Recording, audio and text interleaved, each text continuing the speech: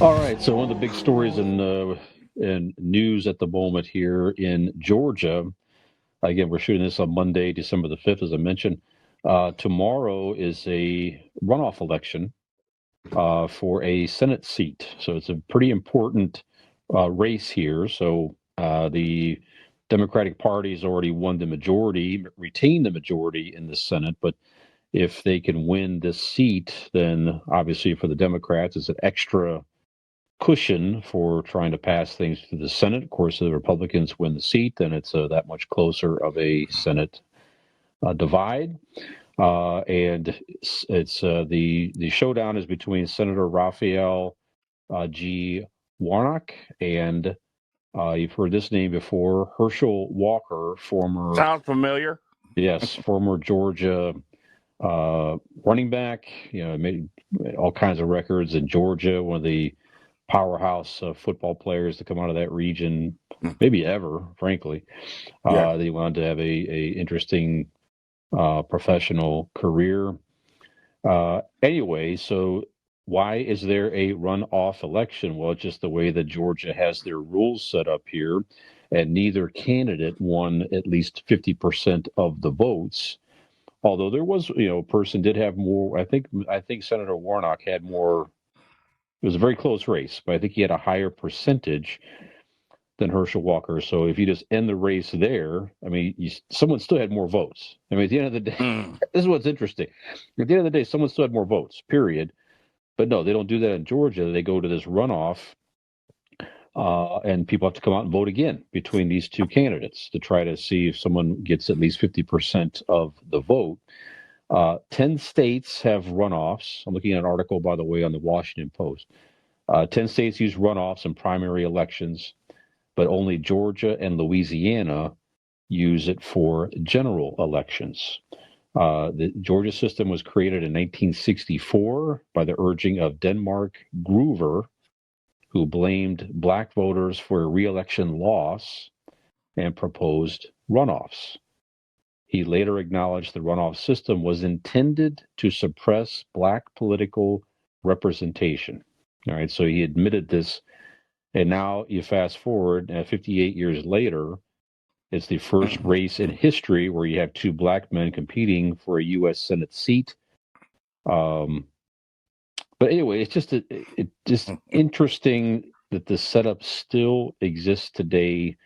There was another quote here from, let's see here. I said it even in the production meeting here.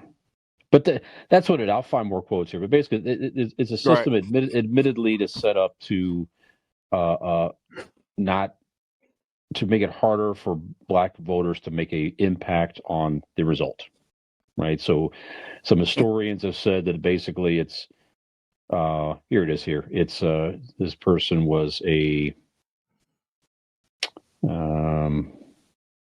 Ashton Ella. Here's his name. I apologize here. Ashton Ella is a political historian and archivist at the University of Georgia. All right, so his opinion was it's a way of ensuring a conservative white candidate won an election. That was his opinion on why this was set up that way. A runoff makes it harder for folks who have less resources to vote. The quote from him, this was before advanced in-person voting or voting was offered by mail, and we had other unfair, undemocratic policies. It wasn't for a partisan advantage so much as an ideological and cultural one, Ellett said. So there you go. So Wow. just interesting that you still have, like I say, you have this type of setup.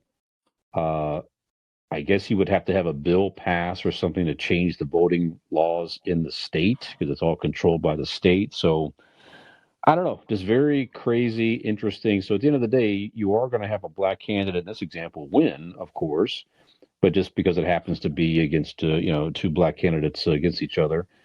I don't know.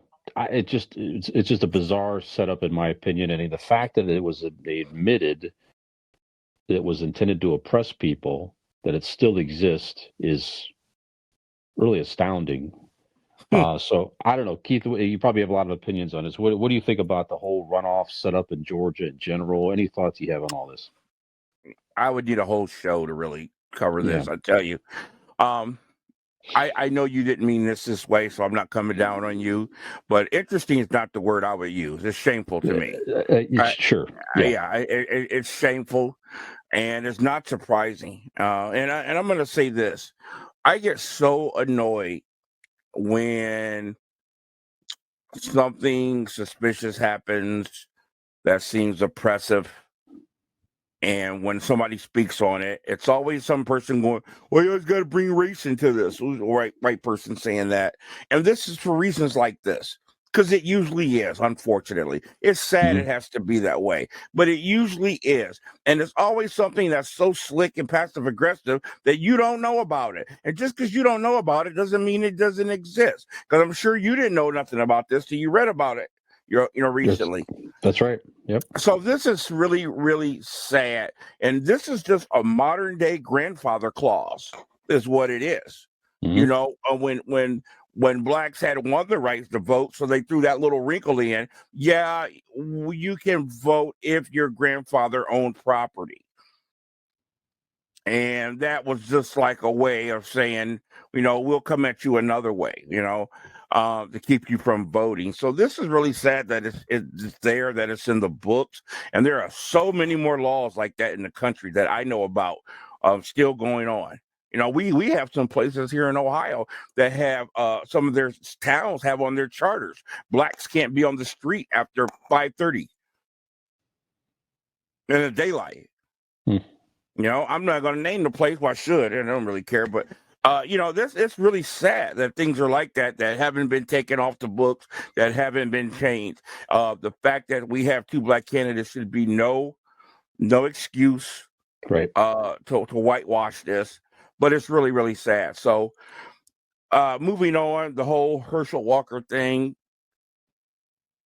Herschel Walker was bigger than life when we were growing up, us Gen Xers, Oh because yeah. we were young and we saw him in college. And that was right around the time we really started understanding football. There was nothing like him. He was just a power back. When he came into the league and it was with Dallas, Dallas had a horrible football team, but this outstanding player, he was so outstanding. He is the focal point of the greatest trade in NFL history. Yes, The great indeed. train robbery. Dallas ended up getting Hall of Famers for this one guy. Mhm. That's how outstanding he was. But the point that I'm making is, our age, Gen Xers, we know Herschel Walker from a time where when we saw somebody like that, that is all we saw, what they did on the field.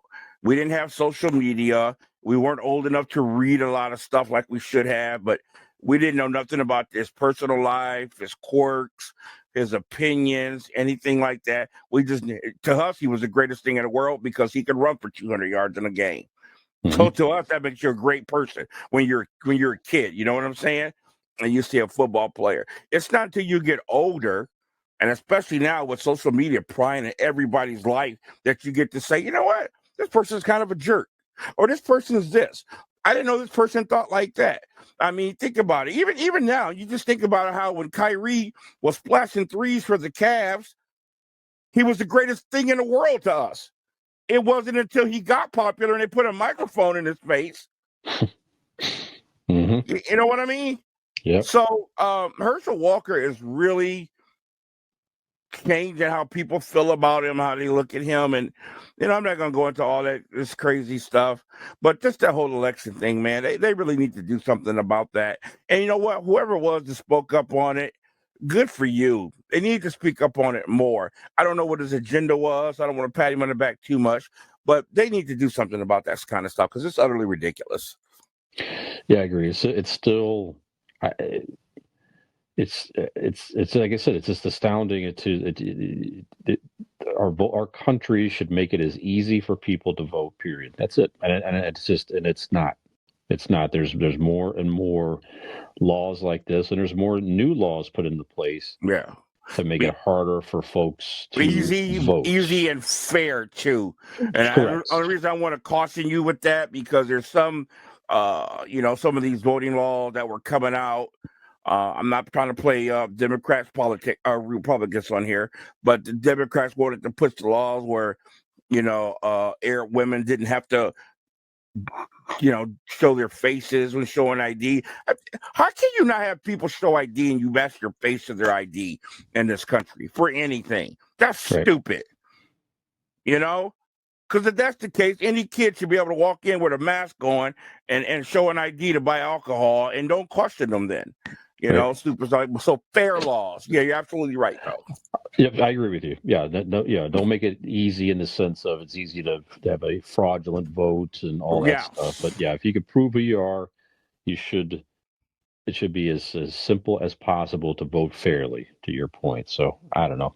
I don't know if we're going to see it change, Keith. I don't know. I guess it just depends on the future leaders and maybe some of the younger generations coming up that may get tired of some of these rules and just make change. But it's probably not going to happen anytime soon, unfortunately. So I don't know. Oh man! All right. Well, good story, man. Interesting in the fact that it's pretty sad. Hey, this is Skinner from ItCameFromGenX. If you like this video, please hit the subscribe button and like, and we'll see you next time.